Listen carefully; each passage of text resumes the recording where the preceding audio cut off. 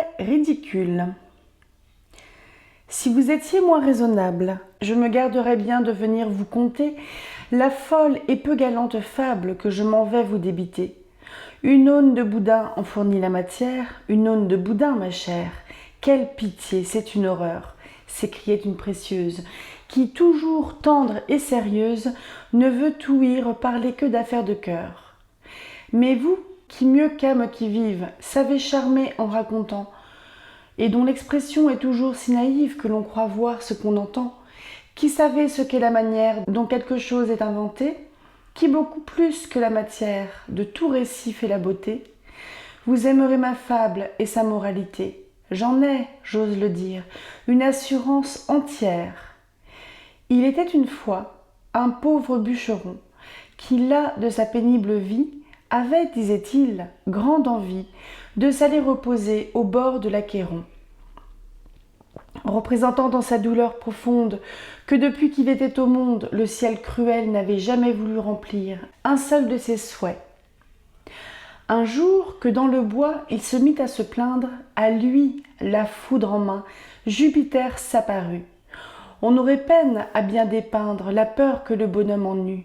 « Je ne veux rien, dit-il, en se jetant par terre, point de souhait, point de tonnerre, Seigneur, demeurons but à but. » « Cesse d'avoir aucune crainte, je viens, dit Jupiter, touché de ta complainte.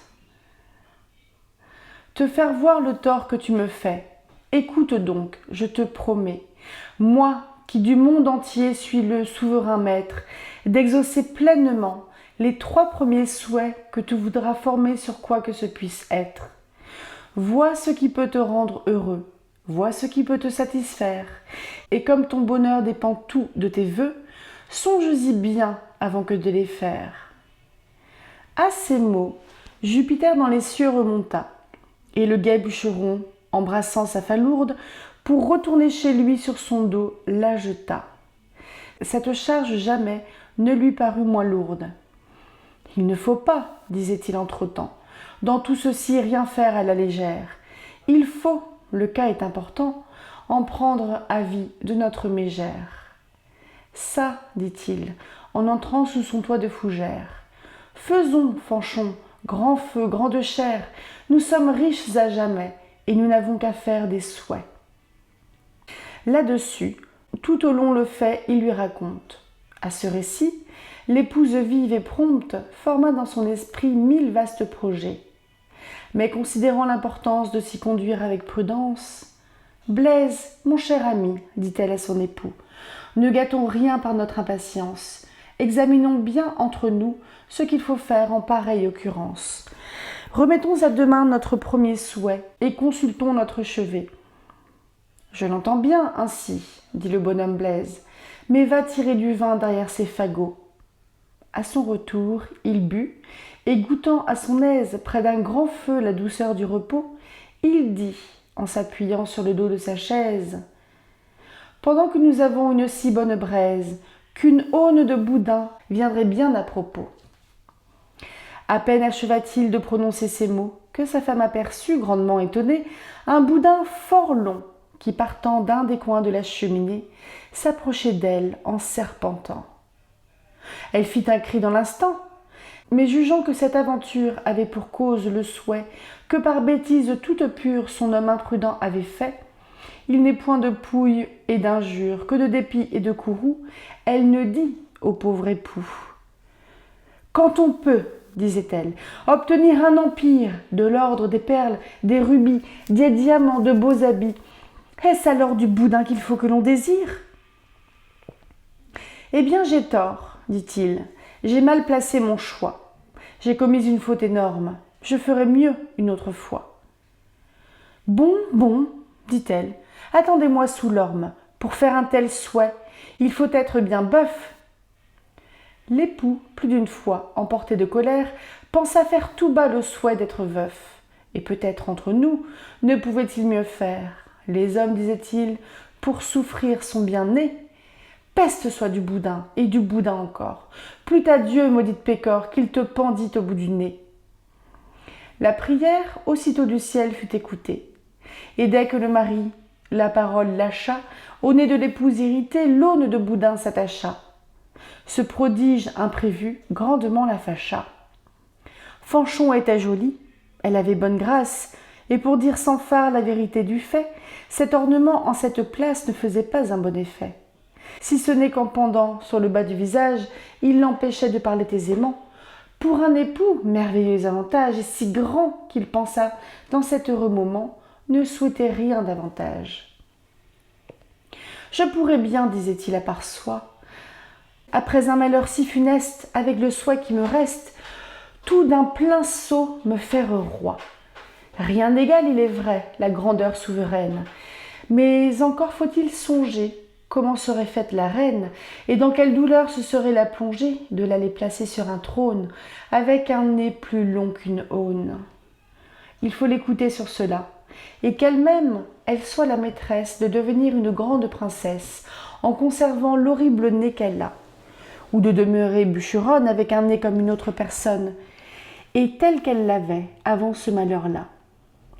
La chose bien examinée, quoiqu'elle sût d'un sceptre et la force et l'effet, et que quand on est couronné, on a toujours le nez bien fait. Comme au désir de plaire, il n'est rien qui ne cède, elle aima mieux garder son bas volet que d'être reine et d'être laide. Ainsi, le bûcheron ne changea point d'état, ne devint point grand potentat. D'écus ne remplit point sa bourse, trop heureux d'employer le souhait qui restait. Faible bonheur, pauvre ressource, à remettre sa femme en l'état qu'elle était. Bien est donc vrai qu'aux hommes misérables, aveugles, imprudents, inquiets, variables, pas n'appartient de faire des souhaits, et que peu d'entre eux sont capables de bien user dons que le ciel leur a faits. L'adroite princesse ou les aventures de Finette. Du temps des premières croisades, un roi de je ne sais quel royaume de l'Europe se résolut d'aller faire la guerre aux infidèles dans la Palestine. Avant que d'entreprendre un si long voyage, il mit un si bon ordre aux affaires de son royaume et il en confia la régence à un ministre si habile qu'il fut en repos de ce côté-là. Ce qui inquiétait le plus ce prince, c'était le soin de sa famille. Il avait perdu la reine son épouse depuis assez peu de temps. Elle ne lui avait point laissé de fils, mais il se voyait père de 3 jeunes princesses à marier. On avait surnommé l'aînée de ces princesses Nonchalante, la seconde Babillarde et la 3e Finette, noms qui avaient tous un juste rapport au caractère de ces 3 sœurs. Jamais on n'a rien vu de si indolent qu'était Nonchalante. Tous les jours, elle n'était pas éveillée à 1h après-midi.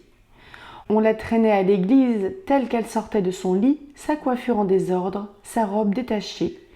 Point de ceinture et souvent une mule d'une façon et une autre de l'autre.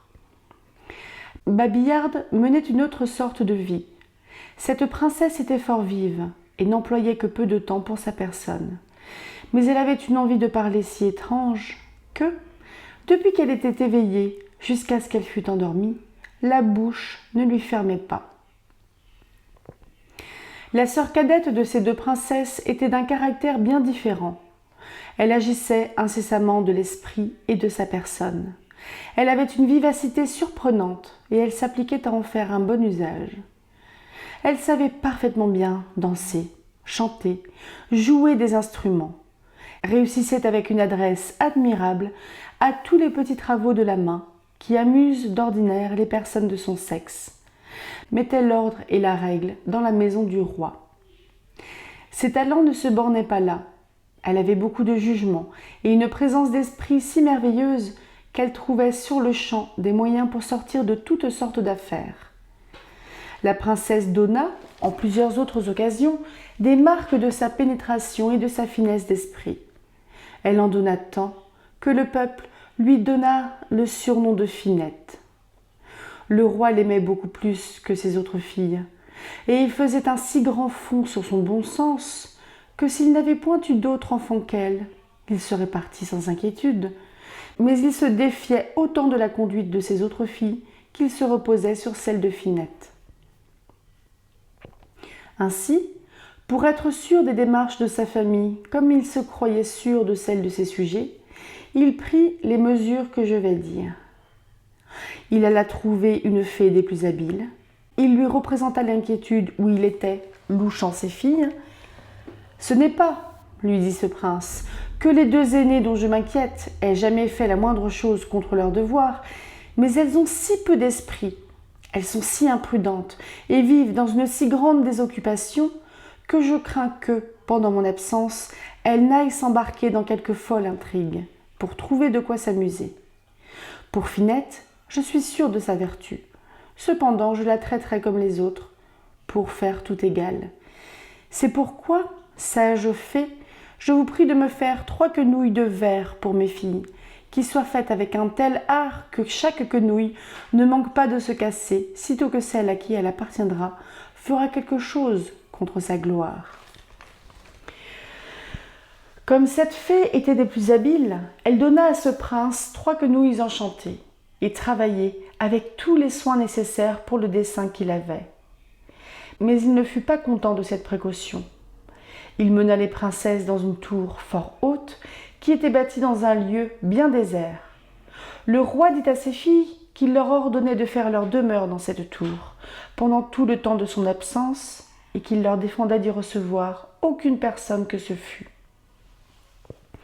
Il leur ôta tous leurs officiers et après leur avoir fait présent des quenouilles enchantées dont il leur expliqua les qualités, il embrassa les princesses et ferma les portes de la tour, dont il prit lui-même les clés, puis il partit. Il avait eu soin de faire attacher une poulie à une des fenêtres de la tour, et on y avait mis une corde à laquelle les princesses attachaient un corbillon qu'elles descendaient chaque jour. Dans ce corbillon, on mettait les provisions pour la journée, et quand elles l'avaient remonté, elles retiraient avec soin la corde dans la chambre.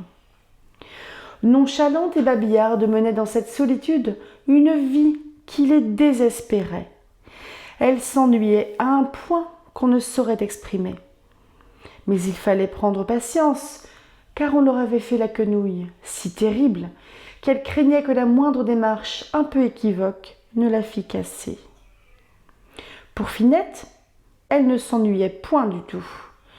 Son fuseau, son aiguille et ses instruments de musique lui fournissaient des amusements. Elle passait donc ainsi tristement leur vie, en murmurant contre le destin, et je crois qu'elles ne manquèrent pas de dire qu'il vaut mieux être né heureux que d'être né fils de roi. Elles étaient souvent aux fenêtres de leur tour pour voir du moins ce qui se passait dans la campagne. Un jour, comme Finette était fort occupée, dans sa chambre, à quelque joli ouvrage, ses sœurs, qui étaient à la fenêtre, virent au pied de leur tour une pauvre femme vêtue de haillons déchirés, qui leur criait sa misère fort pathétiquement. Elle les priait, à mains jointes, de la laisser rentrer dans le château, leur représentant qu'elle était une malheureuse étrangère qui savait 1000 sortes de choses, et qu'elle leur rendrait service avec la plus exacte fidélité. D'abord, les princesses se souvinrent de l'ordre qu'avait donné le roi leur père, de ne laisser rentrer personne dans la tour. Mais Nonchalante était si lasse de se servir elle-même, et babillarde, si ennuyée de n'avoir que ses sœurs à qui parler, que l'envie qu'eut l'une d'être coiffée en détail, et l'empressement qu'eut l'autre d'avoir une personne de plus pour jaser, les engagea à se résoudre de laisser entrer la pauvre étrangère. « Pensez-vous, dit Babillarde à sa sœur, que la défense du roi s'étende sur des gens comme cette malheureuse ? Je crois que nous la pouvons recevoir sans conséquence. »« Vous ferez ce qu'il vous plaira, ma sœur, répondit Nonchalante. Babillarde, qui n'attendait que ce consentement, descendit aussitôt le corbillon. La pauvre femme se mit dedans, et les princesses la montèrent avec le secours de la poulie. Quand cette femme fut devant leurs yeux, l'horrible malpropreté de ses habits les dégoûta. Elles voulurent lui en donner d'autres, mais elle leur dit qu'elle en changerait le lendemain, et que pour l'heure qu'il était, elle allait songer à les servir. Comme elle achevait de parler, Finette revint de sa chambre. Cette princesse fut étrangement surprise de voir cette inconnue avec ses sœurs. Elles lui dirent pour quelle raison elle l'avait fait monter, et Finette, qui vit que c'était une chose faite, dissimula le chagrin qu'elle eut de cette impudence. Cependant, La nouvelle officière des princesses fit 100 tours dans le château, sous prétexte de leur service, mais en effet, pour observer la disposition du dedans. Cette créature couverte de haillons était le fils aîné d'un roi puissant, voisin du père des princesses. Ce jeune prince, qui était un des plus artificieux esprits de son temps, gouvernait entièrement le roi son père, et il n'avait pas besoin de beaucoup de finesse pour cela, car ce roi était d'un caractère si doux et si facile qu'on lui avait donné le nom de Moult Benin. Pour le jeune prince, comme il n'agissait que par artifice et par détour, les peuples l'avaient surnommé riche en cautèle, et pour abréger on disait riche Cotel. Il avait un frère cadet qui était aussi rempli de belles qualités que son aîné l'était de défauts. Cependant, malgré la différence d'humeur, on voyait, entre ces deux frères, une union si parfaite que tout le monde en était surpris. Outre les bonnes qualités de l'âme qu'avait le prince cadet, la beauté de son visage et la grâce de sa personne étaient si remarquables qu'elle l'avait fait nommer belle à voir.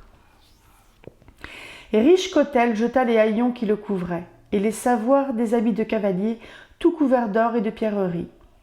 Les pauvres princesses furent si épouvantées de cette vue que toutes se mirent à fuir avec précipitation. Finette et Babillarde, qui étaient agiles, eurent bientôt gagné leur chambre, mais Nonchalante, qui avait à peine l'usage de marcher, fut en un instant atteinte par le prince. Aussitôt, il se jeta à ses pieds, lui déclara qui il était et lui dit que la réputation de sa beauté et ses portraits l'avaient engagé à quitter une cour délicieuse pour lui venir offrir ses vœux et sa foi. Nonchalante fut d'abord si éperdue qu'elle ne pouvait répondre au prince, qui était toujours à ses genoux. Mais comme en lui disant 1000 douceurs et lui faisant 1000 protestations, il la conjurait avec ardeur de le recevoir pour époux, dès ce moment-là même, sa mollesse naturelle ne lui laissant pas la force de disputer, elle dit nonchalamment à riche Cotel qu'elle le croyait sincère et qu'elle acceptait sa foi. Mais aussi, elle en perdit sa quenouille qui se brisa en 1000 morceaux. Le lendemain, le pernicieux prince mena Nonchalante dans un appartement bas qui était au bout du jardin. Et là, cette princesse témoigna à riche Cotel l'inquiétude où elle était de ses sœurs, quoiqu'elle n'osât se présenter devant elle dans la crainte qu'elle ne la blâmasse. Le prince, après quelques discours, sortit et enferma Nonchalante sans qu'elle s'en aperçût. Ensuite, il se mit à chercher les princesses avec soin. Il fut quelque temps sans pouvoir découvrir dans quelle chambre elles étaient enfermées. Enfin, l'envie qu'avait Babillarde de toujours parler, étant cause que cette princesse parlait toute seule en se plaignant, le prince s'approcha de la porte de sa chambre et la vit par le trou de la serrure. Riche Cotel lui parla au travers de sa porte et lui dit, comme il avait dit à sa sœur, que c'était pour lui offrir son cœur et sa foi qu'il avait fait l'entreprise d'entrer dans la tour. Il louait avec exagération sa beauté et son esprit, et Babillarde, qui était très persuadée qu'elle possédait un mérite extrême, fut assez folle pour croire ce que le prince lui disait. Elle lui répondit un flux de paroles qui n'était pas trop désobligeantes, et ouvrit enfin à ce séducteur. Quand elle eut ouvert, il fit encore parfaitement le comédien, et recommença à exagérer sa tendresse et les avantages qu'elle trouverait en l'épousant. Il lui dit, comme il l'avait dit à Nonchalante, qu'elle devait accepter sa foi au moment même, parce que, si elle allait trouver ses sœurs, elle ne manquerait pas de s'y opposer, puisqu'étant, sans contredit, le plus puissant prince voisin, il paraissait plus vraisemblablement un parti pour l'aîné que pour elle. Qu'ainsi, cette princesse ne consentirait jamais à une union qu'il souhaitait avec toute l'ardeur imaginable.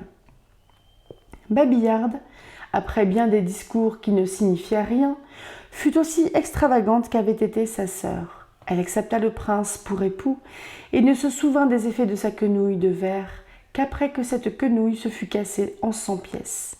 Vers le soir, cependant, Babillarde n'était plus en humeur d'aller chercher ses sœurs. Elle craignait, avec raison, qu'elles ne pussent approuver sa conduite. Mais le prince s'offrit de les aller trouver, et dit qu'il ne manquerait pas de moyens pour les persuader de l'approuver. Après cette assurance, la princesse, qui n'avait point dormi de la nuit, s'assoupit, et pendant qu'elle dormait, Riche-Cotel l'enferma à la clé, comme il avait fait pour Nonchalante. N'est-il pas vrai que ce Riche-Cotel était un grand scélérat, et ces deux princesses, de lâches et imprudentes personnes? Quand ce prince perfide eut enfermé Babillarde, il alla dans toutes les chambres du château, les unes après les autres, et comme il les trouva toutes ouvertes, il conclut qu'une seule, qu'il voyait fermée par dedans, était assurément celle où s'était retirée Finette. Comme il avait composé une harangue circulaire, il s'en alla débiter à la porte de Finette les mêmes choses qu'il avait dites à ses sœurs. Mais cette princesse, qui n'était pas une dupe comme ses aînés, l'écouta assez longtemps sans lui répondre. Enfin, voyant qu'il était éclairci qu'elle était dans cette chambre, elle lui dit que, s'il était vrai qu'il eût une tendresse aussi forte et aussi sincère pour elle qu'il voulait le lui persuader, elle le priait de descendre dans le jardin et d'enfermer la porte sur lui, et qu'après elle lui parlerait, tant qu'il voudrait, par la fenêtre de sa chambre qui donnait sur ce jardin. Et Riche-Cotel ne voulut point accepter ce parti, et comme la princesse s'opiniâtrait toujours à ne point vouloir ouvrir, ce méchant prince, outré d'impatience, alla quérir une bûche et enfonça la porte. Il trouva Finette armée d'un gros marteau qu'on avait laissé par hasard dans une garde-robe qui était proche de sa chambre. L'émotion animait le teint de cette princesse, et quoique ses yeux fussent pleins de colère, elle parut à Riche-Cotel d'une beauté à enchanter. Il voulut se jeter à ses pieds, mais elle dit fièrement en se reculant : « Prince, si vous approchez de moi, je vous fendrai la tête avec ce marteau. »« Quoi ? Belle princesse !» s'écria Riche-Cotel de son ton hypocrite. « L'amour qu'on a pour vous s'attire une si cruelle haine !» Il se mit à lui prôner de nouveau, mais d'un bout de la chambre à l'autre, l'ardeur violente que lui avait inspirée la réputation de sa beauté et de son esprit merveilleux. Il ajouta qu'il ne s'était déguisé que pour venir lui offrir, avec respect, son cœur et sa main, et lui dit qu'elle devait pardonner à la violence de sa passion la hardiesse qu'il avait eue d'enfoncer sa porte. Il finit en voulant persuader, comme il avait fait à ses sœurs, qu'il était de son intérêt de le recevoir pour époux au plus vite. Il dit encore à Finette qu'il ne savait pas où s'étaient retirées les princesses ses sœurs, parce qu'il ne s'était pas mis en peine de les chercher, n'ayant songé qu'à elle. La droite princesse, feignant de se radoucir, lui dit qu'il fallait chercher ses sœurs, et qu'après, on prendrait des mesures tous ensemble. Mais Riche-Cotel lui répondit qu'il ne pouvait se résoudre à aller trouver les princesses, qu'elle n'eût consenti à l'épouser, parce que ses sœurs ne manqueraient pas de s'y opposer, à cause de leur droit d'aînesse. Finette, qui se défiait avec raison de ce prince perfide, sentit redoubler ses soupçons par cette réponse. Elle trembla de ce qui pouvait être arrivé à ses sœurs et se résolut de les venger du même coup qui lui ferait éviter un malheur pareil à celui qu'elle jugeait qu'elles avaient eu. Cette jeune princesse dit donc à Riche-Cotel qu'elle consentait sans peine à l'épouser, mais qu'elle était persuadée que les mariages qui se faisaient le soir étaient toujours malheureux, qu'ainsi elle le priait de remettre la cérémonie de se donner une foi réciproque au lendemain matin. Elle ajouta qu'elle assurait de n'avertir les princesses de rien, et lui dit qu'elle le priait de la laisser un peu de temps seule pour penser au ciel, qu'ensuite elle le mènerait dans une chambre où il trouverait un fort bon lit, et qu'après elle reviendrait s'enfermer chez elle jusqu'au lendemain.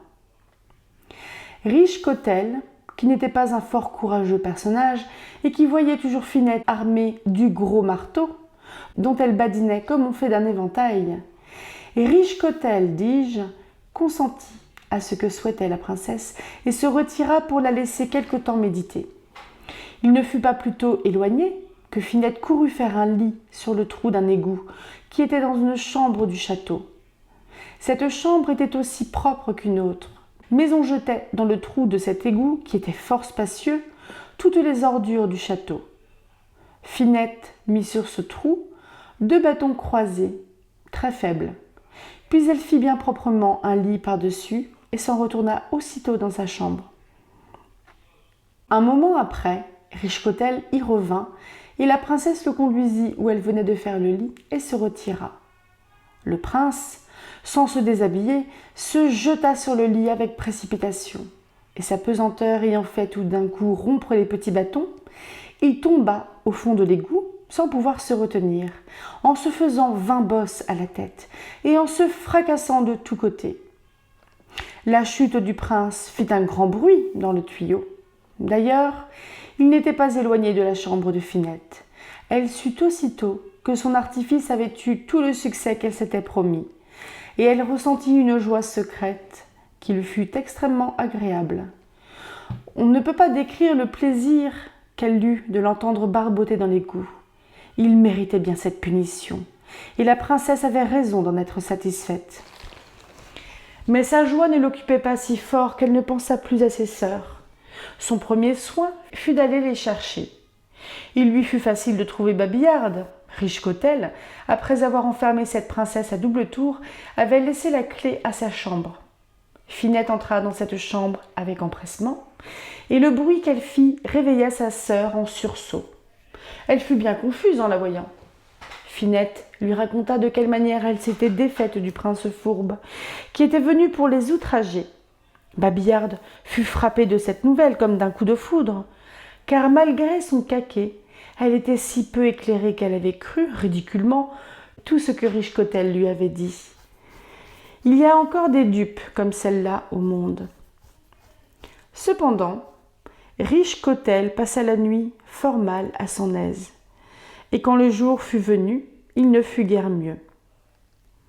Ce prince se trouvait dans des cavernes dont il ne pouvait pas voir toute l'horreur, parce que le jour n'y donnait jamais. Néanmoins, à force de se tourmenter, il trouva l'issue de l'égout qui donnait dans une rivière assez éloignée du château. Il trouva moyen de se faire entendre à des gens qui pêchaient dans cette rivière, dont il fut tiré dans un état qui fit compassion à ces bonnes gens.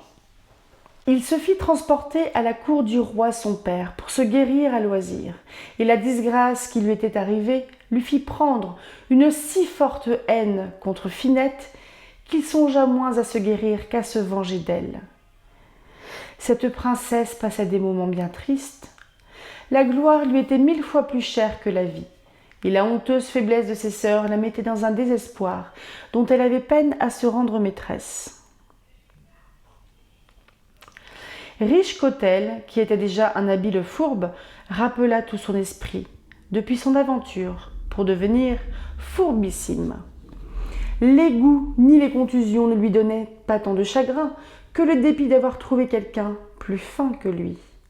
Il se douta des suites de ces 2 mariages, et pour tenter les 2 princesses malades, il fit porter, sous les fenêtres de leur château, de grandes caisses remplies d'arbres tout chargés de beaux fruits. Nonchalante et Babillarde, qui étaient souvent aux fenêtres, ne manquèrent pas de voir ces fruits. Aussitôt il leur prit une envie violente d'en manger, et elles persécutèrent Finette de descendre dans le corbillon pour en aller cueillir. La complaisance de cette princesse fut assez grande. Pour vouloir bien contenter ses sœurs, elle descendit et leur apporta de ces beaux fruits qu'elles mangèrent avec la dernière avidité. Le lendemain, il parut des fruits d'une autre princesse, d'une autre espèce, nouvelle envie des princesses, nouvelle complaisance de Finette. Mais les officiers de Richecotel, cachés et qui avaient manqué leur coup la première fois, ne le manquèrent pas, celle-ci. Ils se saisirent de Finette et l'emmenèrent, aux yeux de ses sœurs, qui s'arrachaient les cheveux de désespoir. Les satellites de Richecotel firent si bien qu'ils menèrent Finette dans une maison de campagne où était le prince, pour achever de se remettre en santé.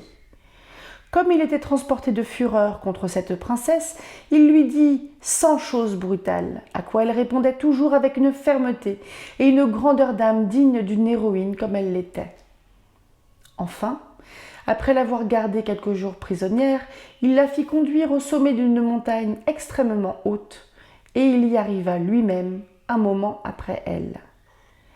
Dans ce lieu, il lui annonça qu'on l'allait faire mourir d'une manière qui le vengerait des tours qu'elle lui avait faits. Ensuite, ce perfide prince montra barbarement à Finette un tonneau tout hérissé par-dedans de canifs, de rasoirs et de clous accrochés, et lui dit que, pour la punir comme elle le méritait, on allait la jeter dans ce tonneau, puis le rouler du haut de la montagne en bas. Quoique Finette ne fût pas romaine, elle ne fut pas plus effrayée du supplice qu'on lui préparait que Régulus ne l'avait été autrefois à la vue d'un destin pareil. Cette jeune princesse conserva toute sa fermeté et toute sa présence d'esprit. Richecotel, au lieu d'admirer son caractère héroïque, en prit une nouvelle rage contre elle et songea à hâter sa mort. Dans cette vue, il se baissa vers l'entrée du tonneau, qui devait être l'instrument de sa vengeance, pour examiner s'il était bien fourni de toutes ses armes meurtrières. Finette, qui vit son persécuteur attentif à regarder, ne perdit point de temps, le jeta habilement dans le tonneau, et elle le fit rouler du haut de la montagne en bas, sans donner au prince le temps de se reconnaître. Après ce coup, elle prit la fuite, et les officiers du prince, qui avaient vu avec une extrême douleur la manière cruelle dont leur maître voulait traiter cette aimable princesse, n'eurent garde de courir après elle pour l'arrêter. D'ailleurs, ils étaient si effrayés de ce qui venait d'arriver à Richecotel qu'ils ne purent songer à autre chose qu'à tâcher d'arrêter le tonneau qui roulait avec violence. Mais leurs soins furent inutiles. Il roula jusqu'au bas de la montagne et ils en tirèrent leur prince, couvert de 1000 plaies.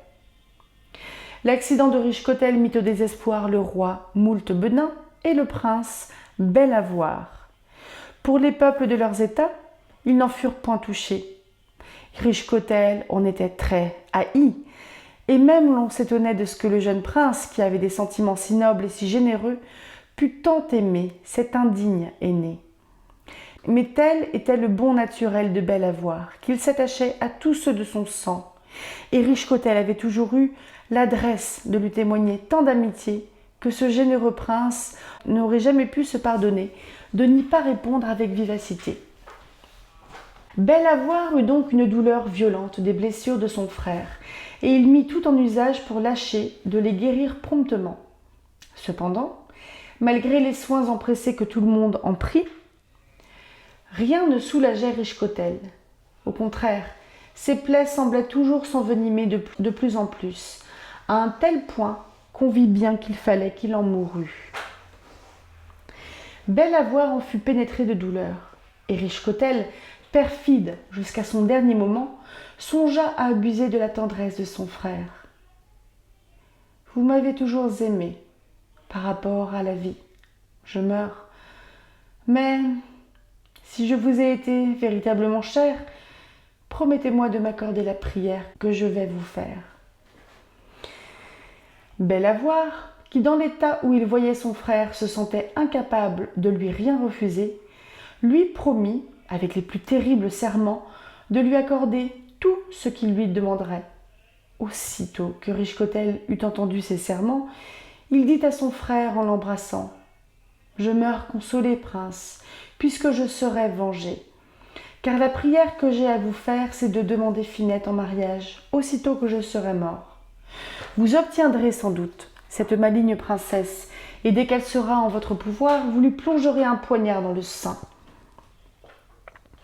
Bel à voir frémit d'horreur à ces mots. Il se repentit de l'imprudence de ses serments, mais il n'était plus temps de se dédire, et ne voulut rien témoigner de son repentir à son frère, qui expira peu de temps après. Le roi moult Benin en eut une sensible douleur.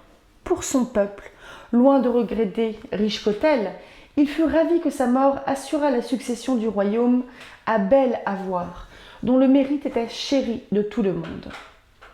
Finette, qui était heureusement retournée avec ses sœurs, apprit bientôt la mort de Richecotel, et peu de temps après, on annonça aux 3 princesses le retour du roi leur père. Ce prince vint, avec empressement, dans leur tour, et son premier soin fut de demander à voir les quenouilles de verre. Nonchalante alla quérir la quenouille de Finette et la montra au roi. Puis, ayant fait une profonde révérence, elle reporta la quenouille où elle l'avait prise. Babillarde fit le même manège, et Finette, à son tour, apporta sa quenouille. Mais le roi, qui était soupçonneux, voulut voir les 3 quenouilles à la fois. Il n'y eut que Finette qui put montrer la sienne. Et le roi entra dans une telle fureur contre ses 2 filles aînées qu'il les envoya à l'heure même à la fée qui lui avait donné les quenouilles, en la priant de les garder toute leur vie auprès d'elle et de les punir comme elle le méritait. Le bon naturel de Finette lui fit ressentir une douleur bien vive du destin de ses sœurs, et au milieu de ses chagrins, elle apprit que le prince Bel-Avoir l'avait fait demander en mariage au roi son père, qui l'avait accordé sans l'en avertir. Car dès ce temps-là, l'inclination des parties était la moindre chose que l'on considérait dans le mariage. Finette trembla à cette nouvelle. Elle craignait avec raison que la haine que Richecotel avait pour elle n'eût passé dans le cœur d'un frère dont il était si chéri. Et elle appréhenda que ce jeune prince ne voulût l'épouser pour la sacrifier à son frère. Pleine de cette inquiétude, la princesse alla consulter la sage fée qui l'estimait autant qu'elle avait méprisé Nonchalante et Babillarde. La fée ne voulut rien révéler à Finette. Elle lui dit seulement « Princesse, vous êtes sage et prudente. Vous n'avez pris jusqu'ici des mesures si justes pour votre conduite qu'en vous mettant toujours dans l'esprit que défiance est mère de sûreté. Continuez de vous souvenir vivement de l'importance de cette maxime et vous parviendrez à être heureuse sans le secours de mon art. » Finette, n'ayant pu tirer d'autres éclaircissements de la fée, s'en retourna au palais dans une extrême agitation. Quelques jours après, cette princesse fut épousée par un ambassadeur, au nom du prince Bel-Avoir, et on l'emmena trouver son époux dans un équipage magnifique. Quand Bel-Avoir la vit, il fut frappé de ses charmes. Il lui en fit compliment, mais d'une manière si confuse que les 2 cours, qui savaient combien ce prince était spirituel et galant, crurent qu'il en était si vivement touché qu'à force d'être amoureux, il perdait sa présence d'esprit. Toute la ville retentissait de cris de joie, et l'on n'entendait de tous côtés que des concerts et des feux d'artifice. Enfin, après un souper magnifique, on songea à mener les 2 époux dans leur appartement. Finette, qui se souvenait toujours de la maxime que la fée lui avait renouvelée dans l'esprit, avait son dessein en tête. Cette princesse avait gagné une de ses femmes, qui avait la clé du cabinet de l'appartement qu'on lui destinait, et elle avait donné ordre à cette femme de porter dans ce cabinet de la paille, une vessie, du sang de mouton et les boyaux de quelques-uns des animaux qu'on avait mangés au souper. La princesse passa dans ce cabinet, sous quelque prétexte, et composa une figure de paille dans laquelle elle mit les boyaux et la vessie pleine de sang. Ensuite, elle ajusta cette figure en déshabillé de femme et en bonnet de nuit. Lorsque Finette eut achevé cette belle marionnette, elle alla rejoindre la compagnie, et peu de temps après, on conduisit la princesse et son époux dans leur appartement. Quand on eut donné à la toilette le temps qu'il lui fallait donner, la dame d'honneur emporta les flambeaux et se retira. Aussitôt, Finette jeta sa femme de paille dans le lit et se cacha dans un des coins de la chambre. Le prince, après avoir soupiré 2 ou 3 fois, fort haut, prit son épée et la passa au travers du corps de la prétendue Finette. Au même moment, il sentit le sang ruisseler de tous côtés et trouva la femme de paille sans mouvement. « Qu'ai-je fait ?» s'écria Bel-Avoir. « Quoi ? Après tant de cruelles agitations, quoi ? Après avoir tant balancé, si je garderais mes serments aux dépens d'un crime, j'ai ôté la vie à une charmante princesse que j'étais née pour aimer. Ces charmes m'ont ravie dès le moment que je l'ai vue. Cependant, je n'ai pas eu la force de m'affranchir d'un serment qu'un frère possédé de fureur avait exigé de moi, par une indigne surprise. Ah, ciel! Peut-on songer à vouloir punir une femme d'avoir de la vertu? Eh bien, Richecotel, j'ai satisfait ton injuste vengeance, mais je vais venger Finette, à son tour, par ma mort. Oui, belle princesse, Il faut que la même épée... Finette ne voulut pas qu'il fît une telle sottise. Aussi, elle lui cria « Prince, je ne suis pas morte. Votre bon cœur m'a fait deviner votre repentir, et par une tromperie innocente, je vous ai épargné un crime. » Là-dessus, Finette raconta à Belle à voir la prévoyance qu'elle avait eue, touchant la femme de paille. Le prince, transporté de joie d'apprendre que la princesse vivait, admira la prudence qu'elle avait en toutes sortes d'occasions, et lui eut une obligation infinie de lui avoir épargné un crime auquel il ne pouvait penser sans horreur. Cependant, si Finette n'eût pas toujours été bien persuadée que défiance est mère de sûreté, elle eût été tuée et sa mort eût été la cause de celle de Belle à voir. Vive la prudence et la présence d'esprit. Elles préservèrent ces deux époux de malheurs bien funestes pour les réserver à un destin le plus doux du monde.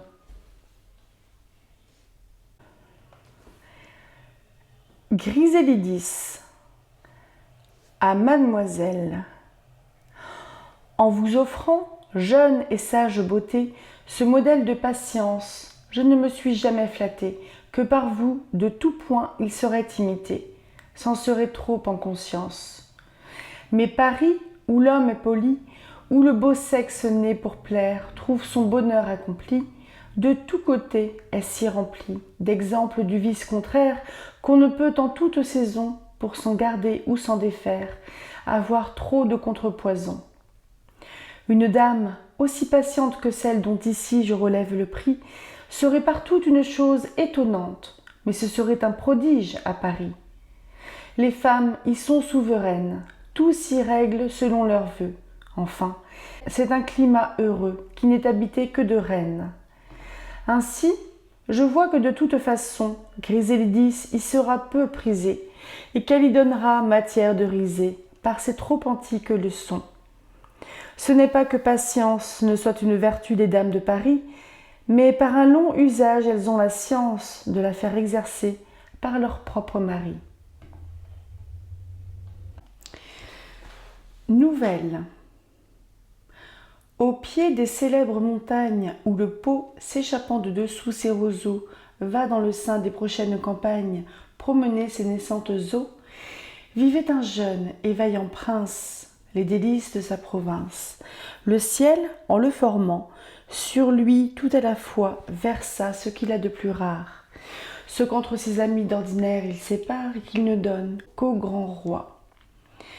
Comblé de tous les dons et du corps et de l'âme, il fut robuste, adroit, propre au métier de Mars, et par l'instinct secret d'une divine flamme, avec ardeur il aima les beaux-arts. Il aima les combats, il aima la victoire, les grands projets, les actes valeureux, et tout ce qui fait vivre un beau nom dans l'histoire, mais son cœur tendre et généreux fut encore plus sensible à la solide gloire de rendre ses peuples heureux. Ce tempérament héroïque fut obscurci d'une sombre vapeur qui, chagrine et mélancolique, lui faisait voir dans le fond de son cœur tout le beau sexe infidèle et trompeur. Dans la femme, où brillait le plus rare mérite, il voyait une âme hypocrite, un esprit d'orgueil enivré, un cruel ennemi qui sans cesse n'aspire qu'à prendre un souverain empire sur l'homme malheureux qui lui sera livré. Le fréquent usage du monde, où l'on ne voit qu'époux subjugués ou trahis, joint à l'air jaloux du pays, accrut encore cette haine profonde. Il jura donc plus d'une fois que quand même le ciel pour lui plein de tendresse formerait une autre Lucrèce. Jamais de l'hyménée il ne suivrait les lois. Ainsi, quand le matin qu'il donnait aux affaires, il avait réglé sagement toutes les choses nécessaires au bonheur du gouvernement, que du faible orphelin, de la veuve oppressée, il avait conservé les droits, ou banni quelque impôt qu'une guerre forcée avait introduit autrefois. L'autre moitié de la journée, à la chasse était destinée, où les sangliers et les ours, malgré leur fureur et leurs armes, lui donnaient encore moins d'alarme que le sexe charmant qu'il évitait toujours. Cependant, ces sujets que leur intérêt presse de s'assurer d'un successeur, qui les gouverne un jour avec même douceur, à leur donner un fils, le conviait sans cesse. Un jour dans le palais, ils vinrent tous encore pour faire leurs derniers efforts. Un orateur d'une grave apparence, et le meilleur qui fut alors, dit tout ce qu'on peut dire en pareille occurrence. Il marqua le désir pressant de voir sortir du prince une heureuse lignée, qui rendit à jamais leur état florissant. Il lui dit même en finissant qu'il voyait un astre naissant, issu de son chaste hyménée, qui faisait pâlir le croissant. D'un ton plus simple et d'une voix moins forte, le prince à ses sujets répondit de la sorte. Le zèle ardent, dont je vois qu'en ce jour vous me portez au nœud du mariage, me fait plaisir et met de votre amour un agréable témoignage. J'en suis sensiblement touché et voudrais dès demain pouvoir vous satisfaire. Mais à mon sens, l'hymen est une affaire où plus l'homme est prudent, plus il est empêché. Observez bien toutes les jeunes filles. Tant qu'elles sont au sein de leur famille, ce n'est que vertu, que bonté, que pudeur, que sincérité. Mais sitôt que le mariage au déguisement a mis fin, et qu'ayant fixé leur destin, il n'importe plus d'être sages, elles quittent leur personnage, non sans avoir beaucoup pâti, et chacune dans son ménage, selon son gré, prend son parti. L'une, d'humeur chagrine et que rien ne récrée, devient une dévote outrée, qui crie et gronde à tout moment. L'autre se façonne en coquette, qui sans cesse écoute ou caquette et n'a jamais assez d'amant. Celle-ci, des beaux-arts follement curieuse, de tout décide avec hauteur, et critiquant le plus habile auteur, prend la forme de précieuse. Cette autre s'érige en joueuse, perd tout, argent, bijoux, bagues, meubles de prix, et même jusqu'à ses habits. Dans la diversité des routes qu'elles tiennent, il n'est qu'une chose où je vois qu'enfin toutes elles conviennent. C'est de vouloir donner la loi. Or, je suis convaincue que dans le mariage, on ne peut jamais vivre heureux, quand on y commande tous deux. Si donc vous souhaitez qu'à l'hymen je m'engage, cherchez une jeune beauté, sans orgueil et sans vanité, d'une obéissance achevée, d'une patience éprouvée, et qui n'ait point de volonté. Je la prendrai quand vous l'aurez trouvée. Le prince, ayant mis fin à ce discours moral, monte brusquement à cheval et court joindre à perte d'haleine sa meute qui l'attend au pied de la plaine. Après avoir passé des prés et des guérets, il trouve ses chasseurs couchés sur l'herbe verte. Tous se lèvent et tous alertes, font trembler de leur corps les hôtes des forêts. Des chiens courant l'aboyante famille, de çà, de là, parmi le chaume brillent, et les limiers à l'œil ardent, qui du fort de la bête à leur poste reviennent, entraînent en les regardant les forts valets qui les retiennent. S'étant instruit par un des siens, si tout est prêt, si l'on est sur la trace, il ordonne aussitôt qu'on commence la chasse, et fait donner le cerf aux chiens. Le son des cors qui retentissent, le bruit des chevaux qui hennissent, et des chiens animés, les pénétrants abois, remplissent la forêt de tumulte et de trouble, et pendant que l'écho sans cesse les redouble, s'enfoncent avec eux dans les plus creux du bois.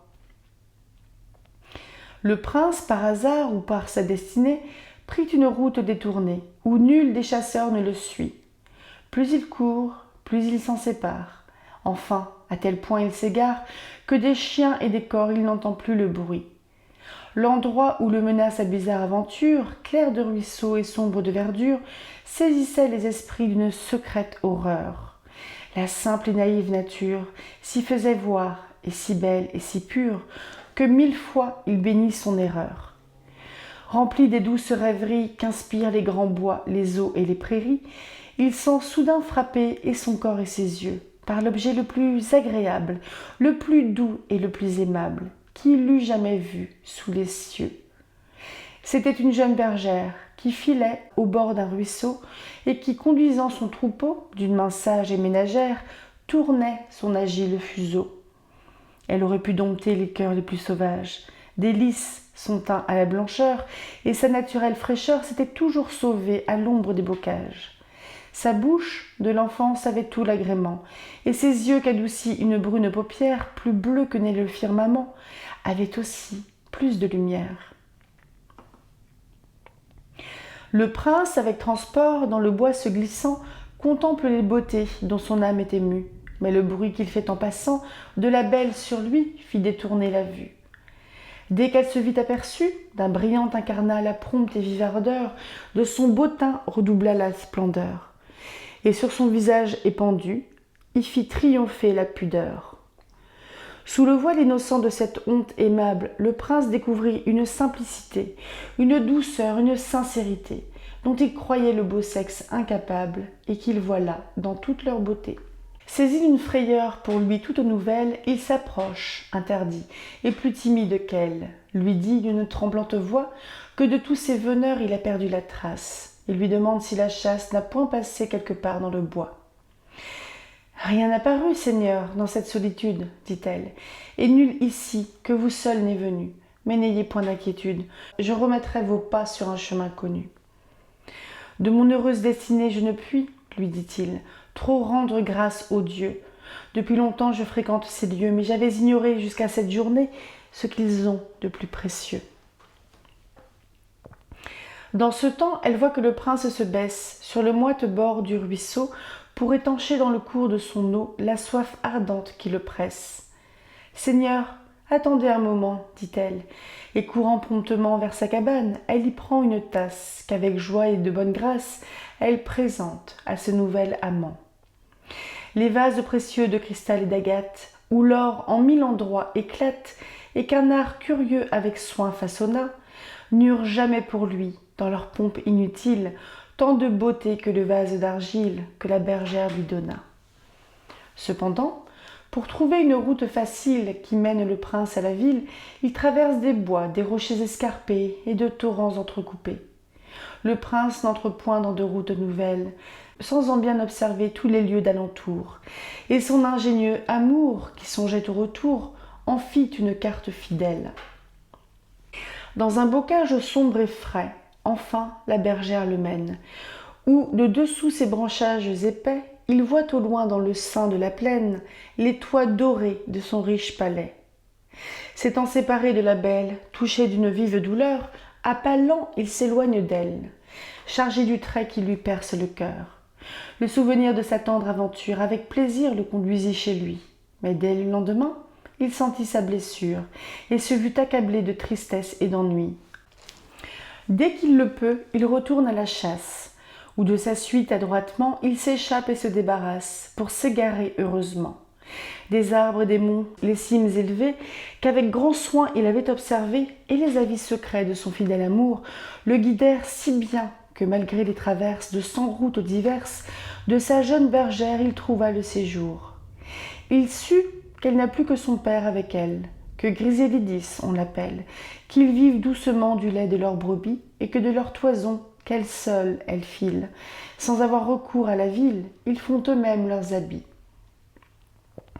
Plus il la voit, plus il s'enflamme, des vives beautés de son âme, il reconnaît en voyant tant de dons précieux, que si la bergère est si belle, c'est qu'une légère étincelle de l'esprit qui l'anime a passé dans ses yeux. Il ressent une joie extrême d'avoir si bien placé ses premières amours. Ainsi, sans plus tarder, il fit dès le jour même assembler son conseil et lui tint ce discours. Enfin, aux lois de l'Hyménée, suivant vos vœux, je me vais engager. Je ne prends point ma femme en pays étranger. Je la prends parmi vous, belle, sage, bien née, ainsi que mes aïeux ont fait plus d'une fois. Mais j'attendrai cette grande journée à vous informer de mon choix. Dès que la nouvelle fut sue, partout elle fut répandue. On ne peut dire avec combien d'ardeur l'allégresse publique de tous côtés s'explique. Le plus content fut l'orateur, qui, par son discours pathétique, croyait d'un si grand bien être l'unique auteur, qu'il se trouvait homme de conséquence. Rien ne peut résister à la grande éloquence, disait-il sans cesse en son cœur. Le plaisir fut de voir le travail inutile des belles de toute la ville, pour s'attirer et mériter le choix du prince leur seigneur, qu'un air chaste et modeste charmait uniquement et plus que tout le reste, ainsi qu'il l'avait dit 100 fois. D'habits et de maintien toutes elles changèrent, d'un ton dévot elles toussèrent, elles radoucirent leur voix, de demi-pieds les coiffures baissèrent, la gorge se couvrit, les manches s'allongèrent, à peine on leur voyait le petit bout de doigt. Dans la ville avec diligence, pour l'hymen dont le jour s'avance, on voit travailler tous les arts. Ici se font de magnifiques chars, d'une forme toute nouvelle, si beaux et si bien inventés, que l'or qui partout étincelle en fait la moindre des beautés. Là, pour voir aisément et sans aucun obstacle toute la pompe du spectacle, on dresse de longs échafauds. Ici, de grands arcs triomphaux, où du prince guerrier se célèbre la gloire et de l'amour sur lui l'éclatante victoire. Là sont forgés d'un art industrieux ces feux qui par les coups d'un innocent tonnerre, en effrayant la terre, de 1000 astres nouveaux embellissent les cieux. Là, d'un ballet ingénieux se concerte avec soin l'agréable folie, et là, d'un opéra peuplé de 1000 dieux, le plus beau que jamais ait produit l'Italie, on entend répéter les airs mélodieux. Enfin, du fameux Hyménée arriva la grande journée. Sur le fond d'un ciel vif et pur, à peine l'aurore vermeille confondait l'or avec l'azur, que partout en sursaut le beau sexe s'éveille. Le peuple curieux s'épand de tous côtés. En différents endroits des gardes sont postés pour contenir la populace et la contraindre à faire place. Tout le palais retentit de clairons, de flûtes, de hautbois, de rustiques musettes. Et l'on n'entend aux environs que des tambours et des trompettes. Enfin, le prince sort, entouré de sa cour. Il s'élève un long cri de joie. Mais on est bien surpris quand au premier détour de la forêt prochaine on voit qu'il prend la voie, ainsi qu'il faisait chaque jour. Voilà, dit-on, son penchant qui l'emporte, et de ses passions en dépit de l'amour, la chasse est toujours la plus forte. Il traverse rapidement les guérets de la plaine, et gagnant la montagne, il entre dans le bois au grand étonnement de la troupe qui l'accompagne.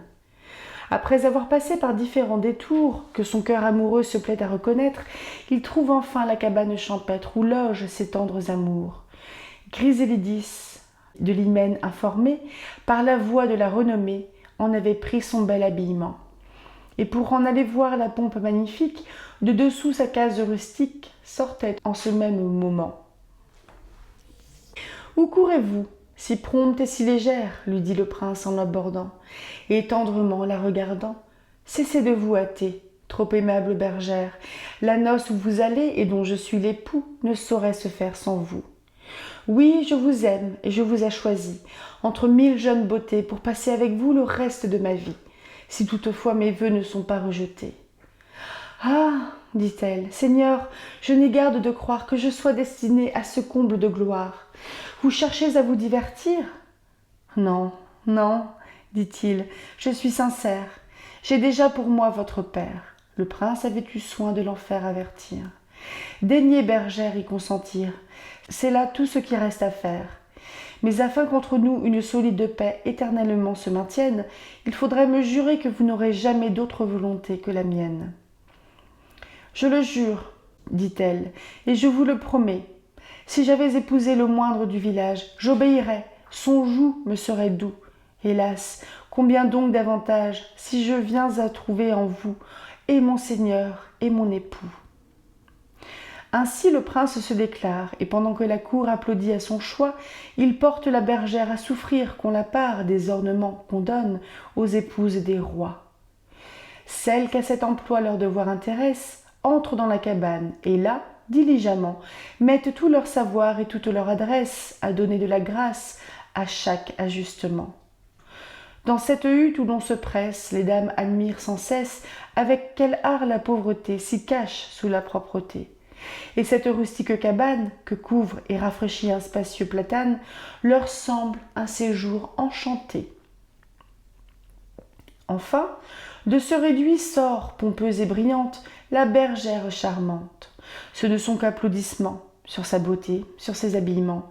Mais sous cette pompe étrangère, déjà plus d'une fois le prince a regretté des ornements de la bergère, l'innocente simplicité. Sur un grand char d'or et d'ivoire, la bergère s'assied, pleine de majesté. Le prince y monte avec fierté et ne trouve pas moins de gloire à se voir comme amant assis à son côté, qu'à marcher en triomphe après une victoire. La cour les suit, et tous gardent le rang, que leur donne leur charge ou l'éclat de leur sang. La ville, dans les champs presque toute sortie, couvrait les plaines d'alentour, et du choix du prince averti, avec impatience, attendait son retour. Il paraît, on le joint. Parmi l'épaisse foule du peuple qui se fend, le char à peine roule. Par les longs cris de joie à tout coup redoublés, les chevaux émus et troublés se cabrent, trépignent, s'élancent, et reculent plus qu'ils n'avancent. Dans le temple on arrive enfin, et là, par la chaîne éternelle, une promesse solennelle, les deux époux unissent leur destin. Ensuite au palais ils se rendent, où mille plaisirs les attendent, où la danse, les jeux, les courses, les tournois, répandent l'allégresse en différents endroits. Sur le soir, le blond Hyménée, de ses chastes douceurs, couronna la journée. Le lendemain, les différents états de toute la province accourent haranguer la princesse et le prince par la voix de leurs magistrats.